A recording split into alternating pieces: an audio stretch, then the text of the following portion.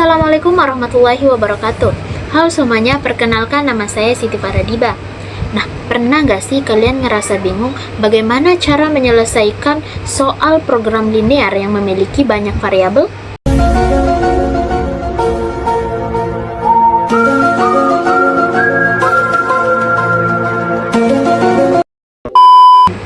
Nah, pada video kali ini saya akan membahas salah satu materi dalam program linear, yaitu penyelesaian masalah optimasi menggunakan metode simplex dengan operasi baris elementer atau biasa disingkat dengan kata OBE. Nah, untuk lebih jelasnya, mari kita simak video berikut ini.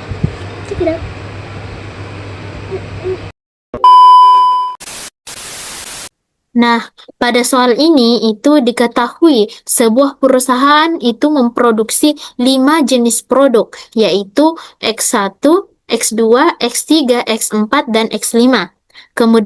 Dengan keuntungan masing-masing itu sebesar 2, 3, 4, 5, dan 6.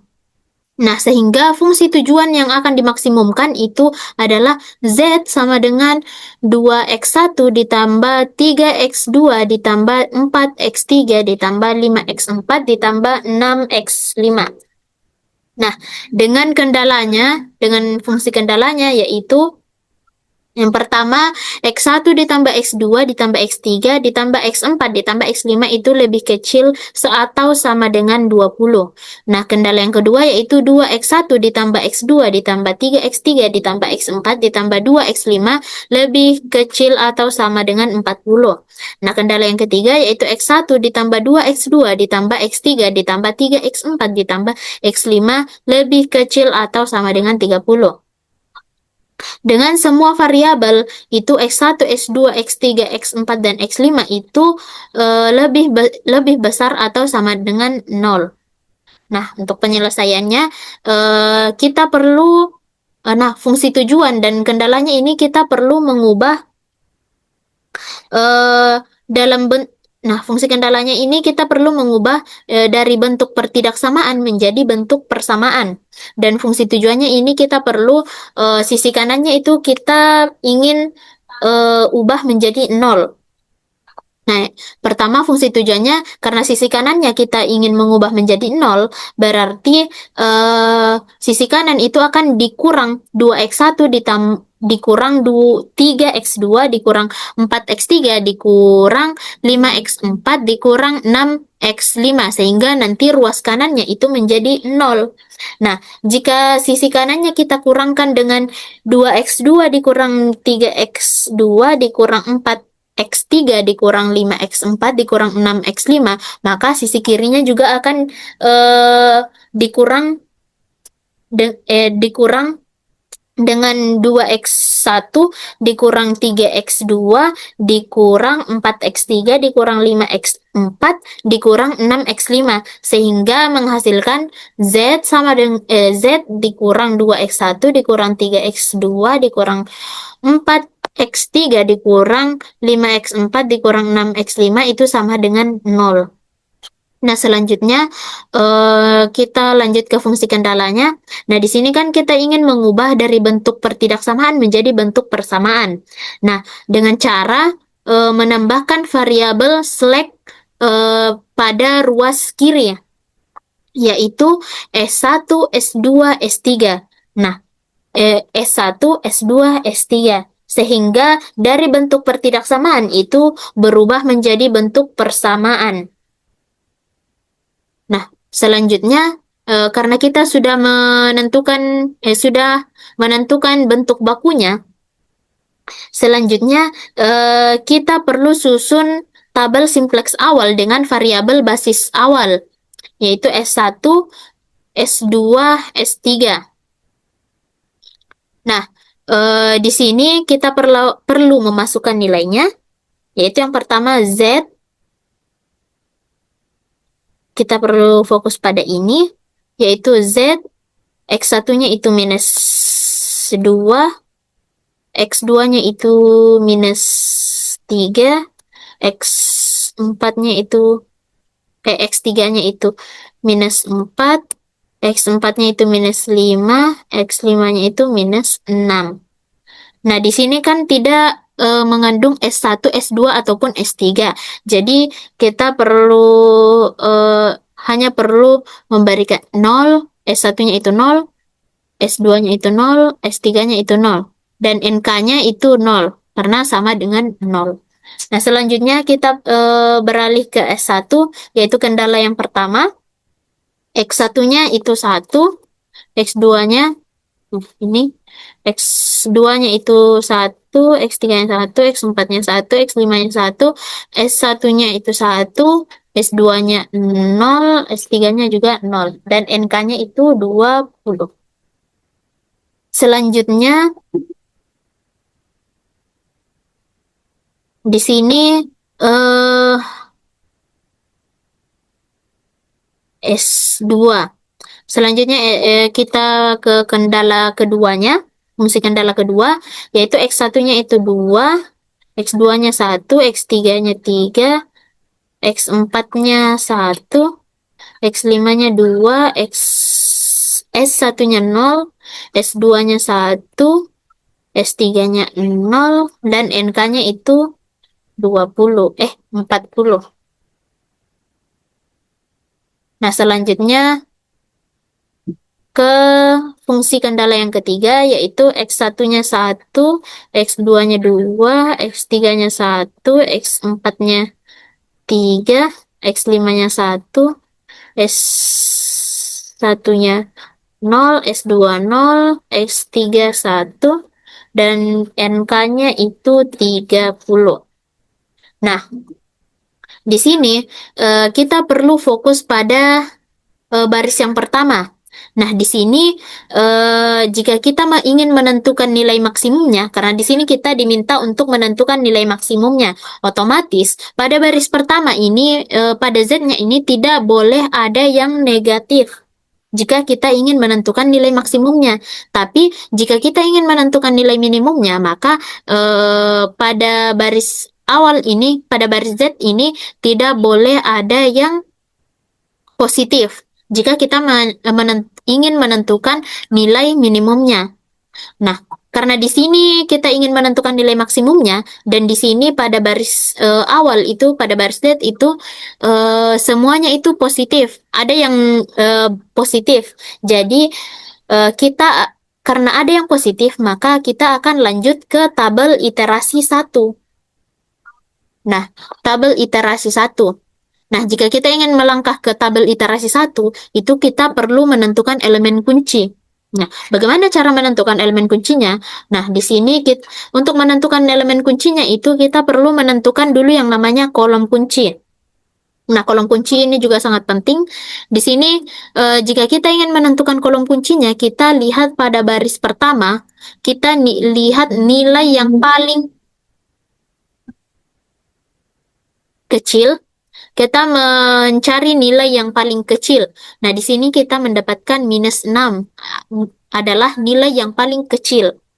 Nah,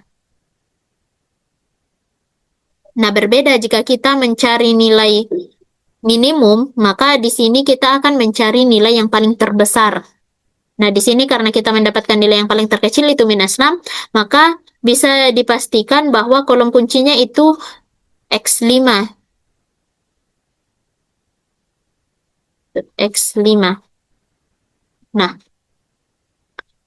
Nah, setelah kita menentukan kolom kunci itu kita perlu menentukan yang namanya baris kunci untuk menentukan elemen kuncinya. Nah, untuk menentukan baris kuncinya itu kita berfokus pada NK-nya. NK S1, S2, dan S3. Nah, di sini kita perlu menentukan nilai NK yang terkecil untuk mencari. Nah, untuk menentukan baris kunci itu kita perlu menentukan nilai NK yang paling kecil. Nah, di sini kita mendapatkan 20. Nah, di sini pada baris pertama ini kita tidak hitung, jadi kita berfokus pada S1, S2, dan S3. Nah, di sini karena nilai NK-nya yang paling kecil adalah 20, maka dipastikan bahwa eh, baris kuncinya itu terletak pada S1. Nah, berarti kita dapatkan elemen kuncinya adalah 2. E1. Jadi elemen kuncinya adalah 1. Nah, selanjutnya kita lanjutkan ke tabel iterasi 1. Nah, untuk menuliskan tabel iterasi 1 itu kita berfokus pada elemen kunci. Elemen kunci. Nah, di sini karena eh, kolom kuncinya itu X5, maka kolom kunci ini kita ganti jadi baris kunci. Jadi di sini makanya saya tulis X5 karena S1 itu digantikan dengan X5. Dan kita berfokus pada elemen kunci, yaitu di sini elemen kuncinya. Nah, elemen kunci itu kita bagaimana caranya supaya kita bisa menjadikan elemen kunci itu sama dengan 1. Nah, tapi kan di sini elemen kuncinya sudah 1, sudah pada dasarnya 1. Jadi kita tidak perlu mengubah apapun pada baris kunci. Pada baris kunci ini kita cuma perlu menuliskan ulang. Jadi tidak mengubah apapun. Jadi tetap 1, X1-nya 1, X2-nya 1, X3-nya 1, X4-nya 1, X5-nya 1, X6, S1-nya 1, S2-nya 0, S3-nya 0, NK-nya 20. Nah, berbeda jika elemen kuncinya itu 2, maka bagaimana caranya supaya 2 itu bisa menjadi 1? Nah, kalau misal elemen kuncinya itu 2, berarti kita menggunakan eh,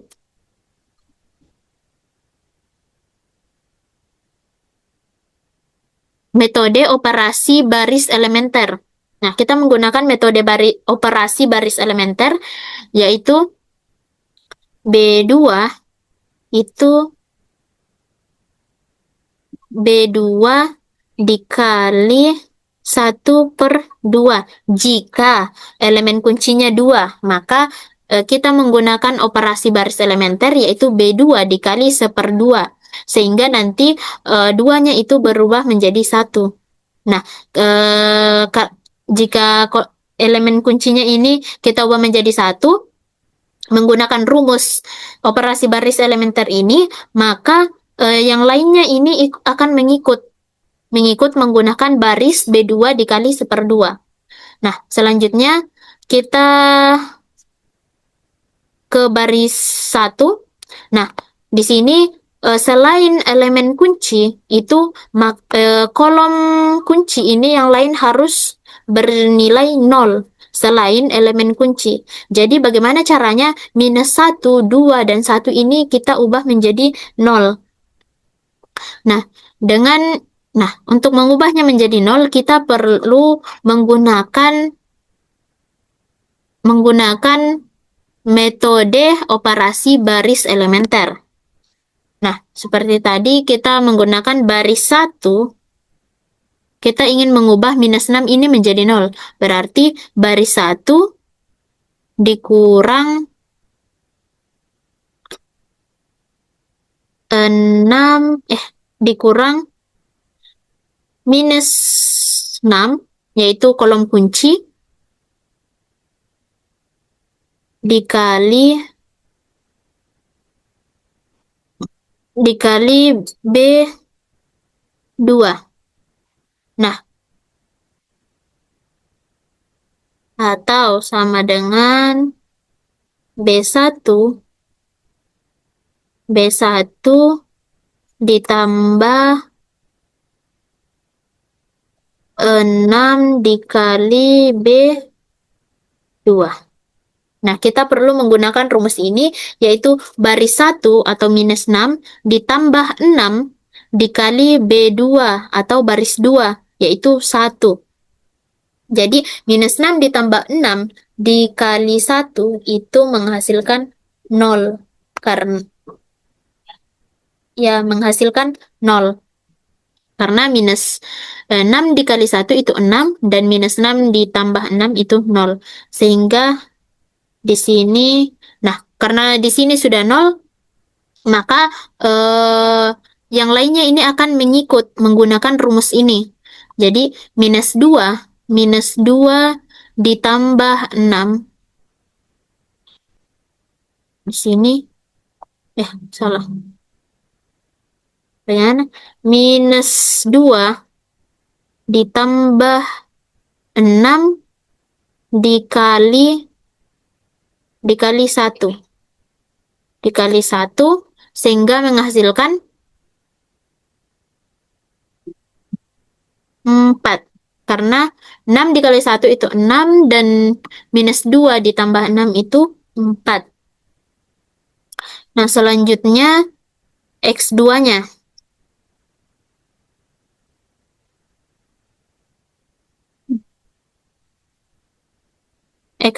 Waduh. Nah, X2-nya itu minus 3 ditambah 6 dikali 1. Dikali 1 berarti menghasilkan 3. Nah, begitupun seterusnya. Jadi, minus 4, mana ini? Ya, minus 4 ditambah 6 dikali B2 yaitu 1 menghasilkan 2. Nah, selanjutnya X4-nya minus 5 ditambah 6 dikali 1 itu menghasilkan 1. Dan S1-nya 0 ditambah 6 dikali 1 itu menghasilkan 6. 6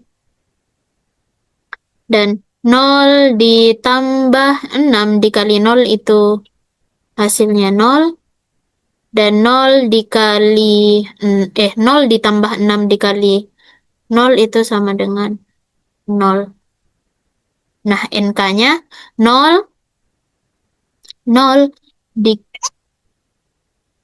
Nah, NK-nya itu 0 ditambah 6 dikali 20 menghasilkan 6 kali 20 120. Jadi 0 ditambah 120 menghasilkan 120. Nah, selanjutnya pada baris ketiga kita menggunakan bagaimana caranya 2 ini menjadi 0. Nah, dengan metode yang sama yaitu B3 dikurang 2 dikali B2. Nah, sehingga 2 dikurang 2 dikali 1 itu menghasilkan 0. Jadi di sini 0. Nah, di sini kita bisa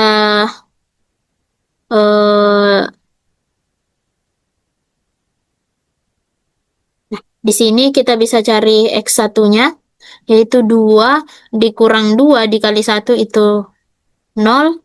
X2-nya 1 dikurang 2 dikali 1 dikali 1 itu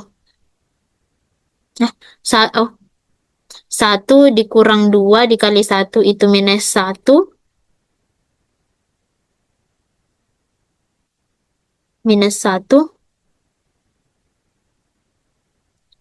Dan 3 dikurang 2 dikali 1 itu 1.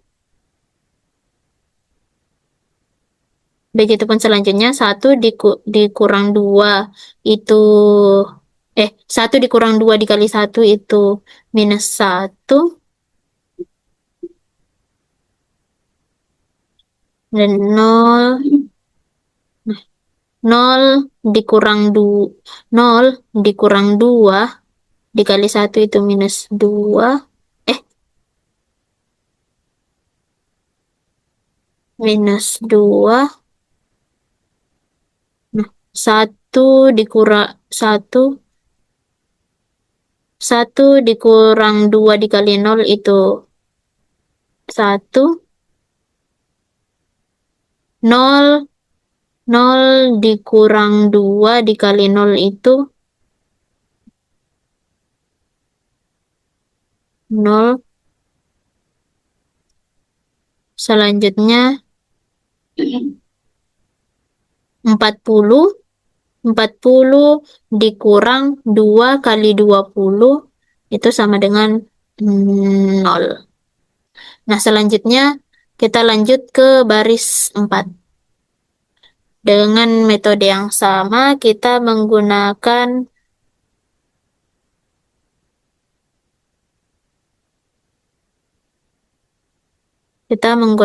operasi baris elementer. Bagaimana caranya satu ini berubah menjadi 0? Kita menggunakan operasi baris elementer yaitu B4. Eh, wow. B4. B4 dikurang 1 dikali B2. Jadi 1 dikurang 1 dikali 1 itu sama dengan 0. 0. Nah, dengan rumus yang sama, kita mencari X1-nya, yaitu 1 dikurang 1 dikali 1, itu 0. 0. Di sini 2. 2 dikurang 1.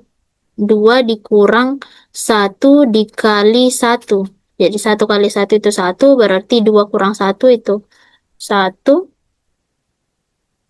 Selanjutnya 1 dikali 1 dikurang 1 dikali 1 dikali 1 itu 0.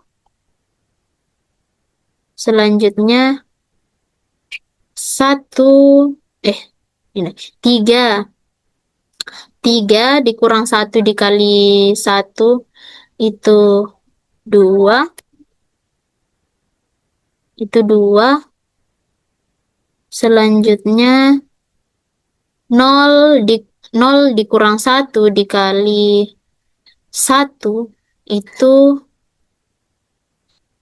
minus 1. S2. 0 dikurang 1 dikali 0 itu 0. Dan 1 dikurang 1 dikali 0 itu 1. Itu 1. Dan 30 dikali 30 dikurang 1 dikali 20 itu 10. Nah, di sini kita fokus lagi pada eh, baris pertama, yaitu Z baris fungsi tujuannya. Nah, di sini karena sudah tidak ada yang negatif, maka kita tidak perlu lanjut ke iterasi 2. Tapi jika masih ada yang negatif, maka kita perlu lanjut ke iterasi 2 dengan metode yang sama. Nah, di sini karena sudah tidak ada yang negatif, maka kita bisa menentukan nilai maksimumnya. Nah, di sini kita berfokus pada NK-nya untuk menentukan nilai maksimumnya. Dan di sini kita sudah mendapatkan bahwa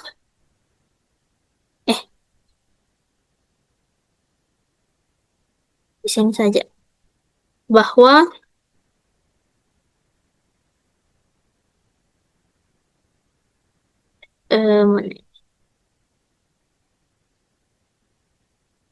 nah, di sini Z salah. Waduh.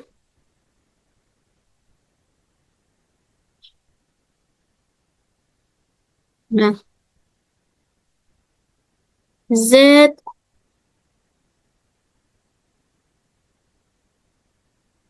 eh